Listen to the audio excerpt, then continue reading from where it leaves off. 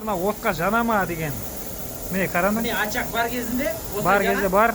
ачақ жоқ кезінде өзі шығады. Сана батуға иши. Тиспе, жаңағыдай ұстап тұр. Міне от бар кезінде жанып тұрады да, от өшсе, өшеді. От кеткен кезде мына өшіп қалады.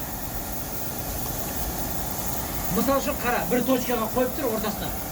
Плоский жағын, любой жағын ортасына осылай ұстап тұр. Міне осылай өртейік, міне қара. Ұста, дүзі ұста. Міне қолымды күйдіріп жатыр да. Көрдіңіздер ма достар, бұл өртенбейді. Тоқтап қалады. Енді қазір өртенген жерін жарып көрсетеміз. Давай қаттырақ күйдірейік тағы да, бір точканы. Мен тура осыны астын көрсетеміз қазір. От кетсе бұл өшіп қалады. Бәтірей деген осы өз өшеді.